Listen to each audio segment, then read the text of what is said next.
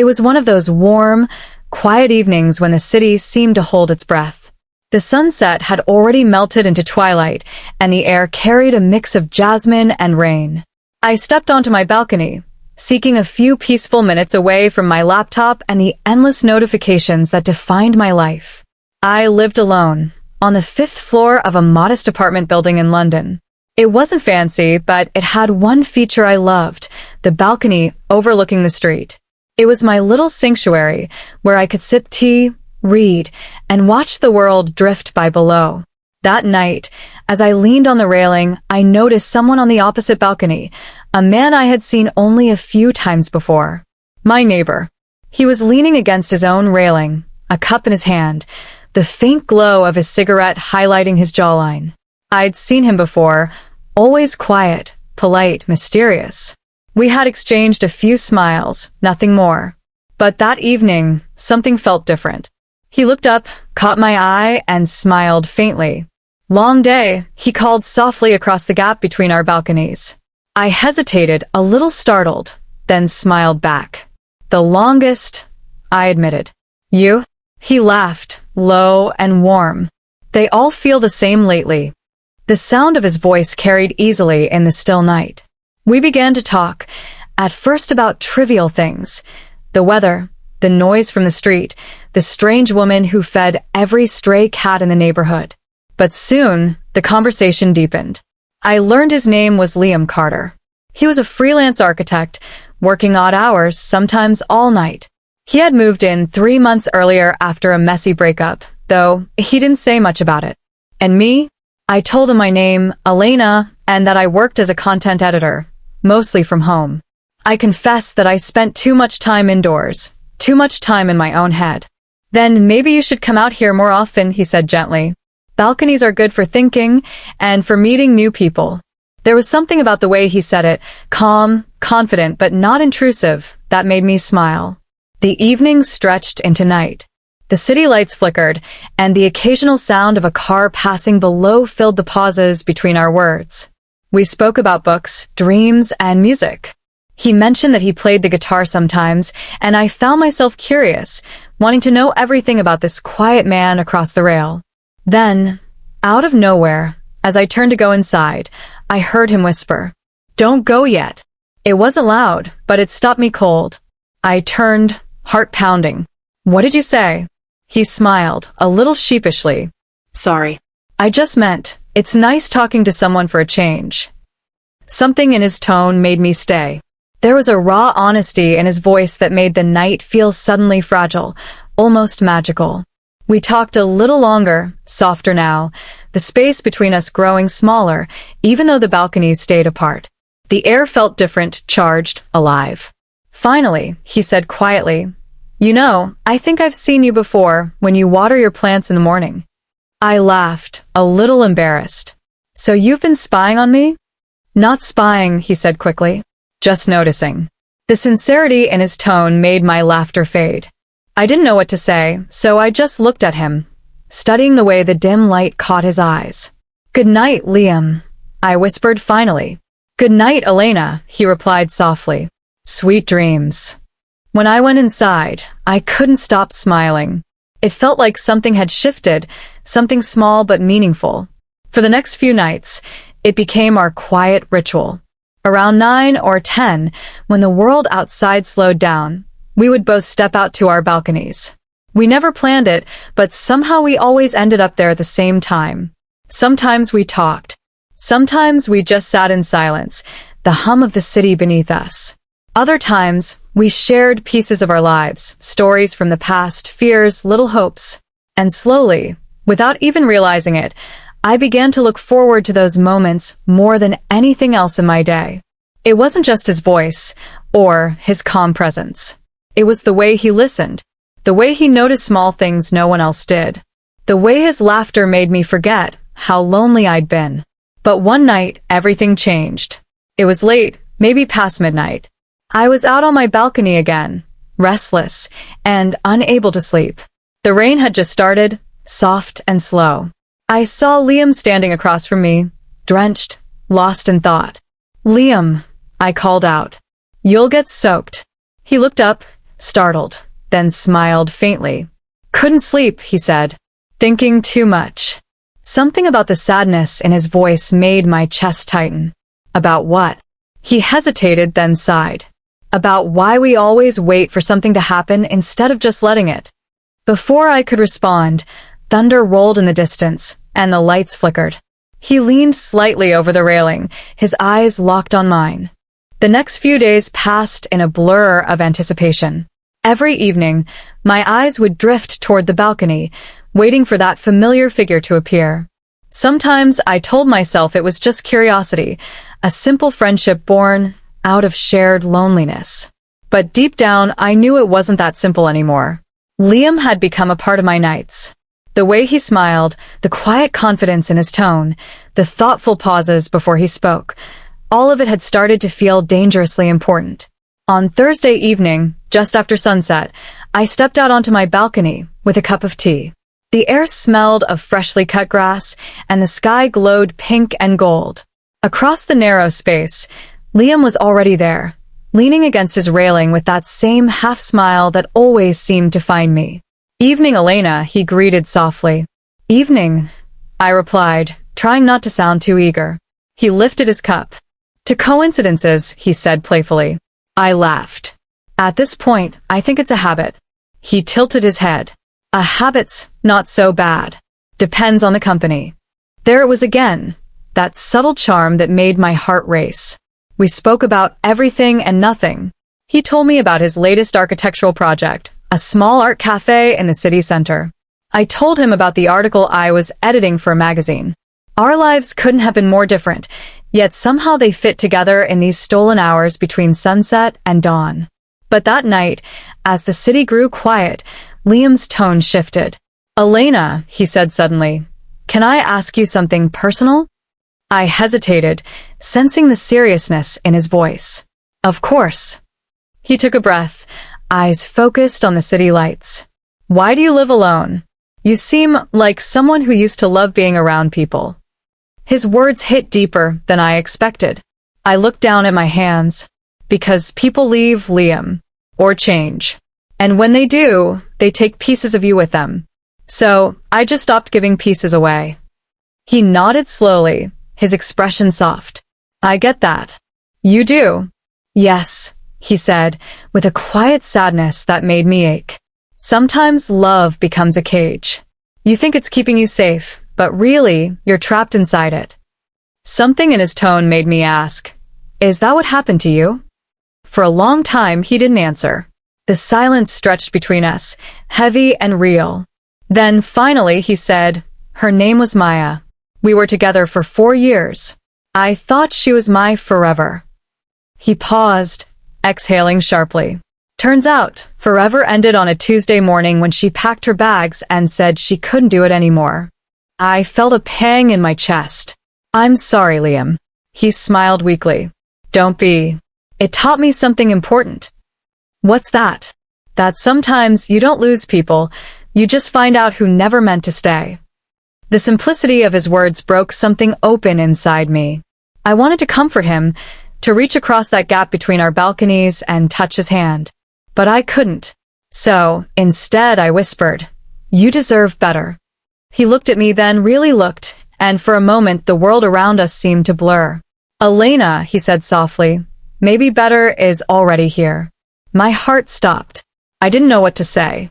The air felt electric, charged with something unspoken. I tried to laugh it off, but my voice betrayed me. That's a dangerous thing to say to your neighbor. He smiled faintly. I like danger. That night, I couldn't sleep. I replayed his words over and over again in my mind. Maybe better is already here. Was he just being kind? Or did he mean it, truly mean it? The next evening, rain returned. Thunder rolled through the clouds, and the city lights blurred behind the curtain of water. I stood on my balcony anyway, wrapped in a shawl, waiting. But Liam didn't come out. Minutes passed, then an hour. My tea went cold. I told myself he was busy, or asleep, but worry not at me. Something didn't feel right. I tried to distract myself with a book, but the words on the page blurred. Around midnight, I gave up and leaned over the railing, staring at his dark balcony across from mine. Then, faintly, I saw movement.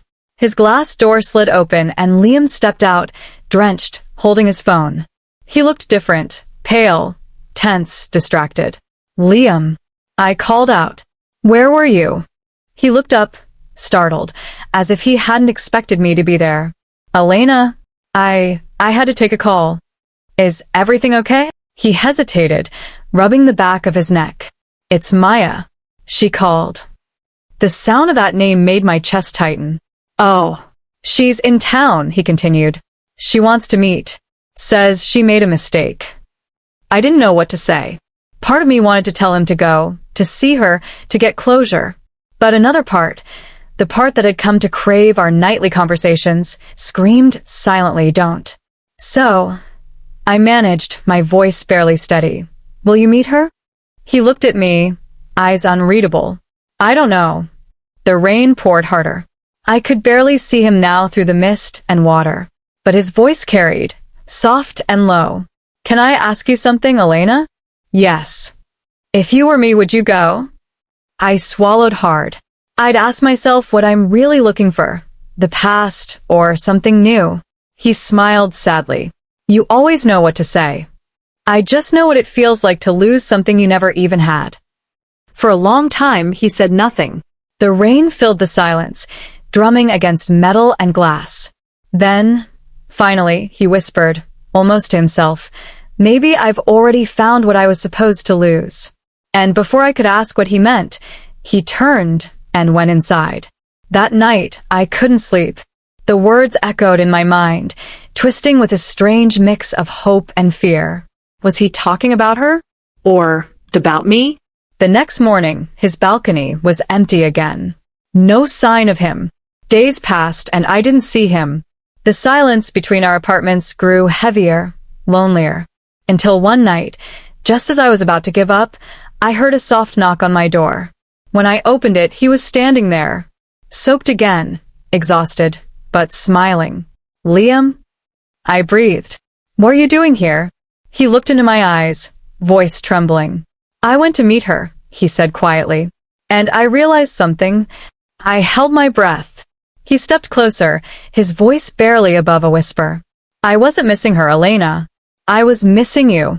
For a moment, I just stood there, frozen in the doorway, my heartbeat thundering louder than the rain outside. Liam stood in front of me, drenched from head to toe, his hair dripping, his eyes bright with something raw and real. "I wasn't missing her," he repeated softly. "I was missing you." His words hung in the air like something sacred, fragile. I didn't know what to say. Part of me wanted to run to him, to throw my arms around him. But another part, the cautious, scared part, needed to know if this was real or just a storm-born illusion. "Liam," I whispered, "you can't just say that. Not after." "After she called? After everything," he finished for me. "I know. That's why I needed to see her, to be sure." Sure of what? That it was over. That whatever we had wasn't love anymore. It was memory. Comfortable, familiar, but empty. He took a step closer, his voice trembling slightly. "When I saw her, all I could think about was you. Standing on your balcony, laughing about the stray cats, talking about books at midnight, being the only person who actually listens." The rain outside softened into a quiet drizzle. I realized I was still clutching the edge of the door, like it was the only thing keeping me upright. "You barely know me," I said, my voice barely audible. He smiled faintly. "Maybe. But sometimes it doesn't take years to recognize something that feels right." I stared at him, this man who had been a stranger only weeks ago, and yet somehow felt like someone I'd known forever. "Come inside," I said finally. He hesitated. "Are you sure?" I nodded. "Before you catch pneumonia." He laughed quietly, stepping inside. The warmth of the apartment seemed to melt the tension between us. He stood by the window, water dripping from his jacket onto the floor. I handed him a towel and motioned toward the couch. "Sit," I said softly. He sat, rubbing his hair dry, watching me with that quiet intensity that always made my pulse quicken. "So," I said, breaking the silence. You saw her. You got closure. What happens now? He looked down for a moment, then met my eyes. Now I stop running from what I actually want. And what's that? I asked, though I already knew. You, he said simply. The honesty in his voice stole my breath. Liam, I murmured. This is crazy. Maybe, he admitted. But so was standing on opposite balconies every night just to talk. So was pretending we weren't both waiting for the same moment. I couldn't argue. I didn't want to. The truth was, I'd been waiting too, for him to say what I couldn't. He reached out, gently brushing a strand of hair from my face. His touch was soft, hesitant, as if he was afraid I might disappear. Elena, he whispered, you don't have to say anything. I just needed you to know. My chest tightened. For so long, I had built walls to protect myself from disappointment, from heartbreak, from hope. But now, standing in front of him, those walls began to crumble, brick by brick. Do you remember the first thing you said to me? I asked suddenly. He smiled. Long day. I nodded. And you said, they all feel the same lately. He chuckled softly. Guess that changed. Yeah, I said, stepping closer. It did. The space between us disappeared. The world outside blurred into silence. For a second, neither of us moved, and then slowly, inevitably, he leaned forward. When his lips touched mine, it was like exhaling after holding my breath for years. Gentle, uncertain at first, then deeper, more certain, like two people who had finally stopped denying what they already knew. The rain outside began again, steady and soft, the sound wrapping around us like music. When we finally pulled apart, he rested his forehead against mine, breathing lightly. I didn't plan any of this, he said quietly. Neither did I admitted, smiling. But maybe that's what makes it real. He looked into my eyes. So, where do we go from here? I thought for a moment. Back to where it started. He frowned slightly. The balcony? I nodded. The balcony. We stepped outside together. The cool air washing over us. The street below glistened from the rain, and across the gap, his own empty balcony stood like a memory, the place where everything had begun with a whisper. It's strange, I said softly, leaning against the railing. All this time, we were separated by just a few feet. A little space, a little fear. He smiled. Sometimes love is just that, a few steps away, waiting for courage. For a while, we stood in silence, watching the lights of the city flicker like stars. His hand found mine, and I didn't pull away. I realized then that love doesn't always arrive with grand gestures or perfect timing. Sometimes it starts quietly, with a voice in the night, a shared glance, a whisper from the balcony next door. Weeks turned into months. The conversations continued, not from balcony to balcony anymore, but side by side. Mornings began with shared coffee, evenings with music and laughter. Sometimes, we'd still go out to the balcony, not because we needed the distance, but because it reminded us how close we'd almost never been. One night, as we stood there watching the stars, Liam squeezed my hand. You know, he said, smiling, if I hadn't spoken that night, if I hadn't whispered. I cut him off, laughing. You'd still be staring at your plants and pretending you weren't lonely. He grinned. And you'd still be editing stories instead of living one. Touché, I said softly. Then, more seriously, he added, I'm glad I whispered. I turned to him, smiling. Me too. The city below glowed, alive and endless. Somewhere, someone else was probably leaning over a balcony, dreaming about what could be. But for us, it was no longer a dream.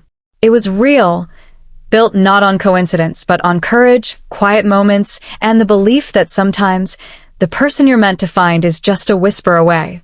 And every time the night fell silent, and the wind brushed against the railings, I remembered that first whisper, the one that had changed everything.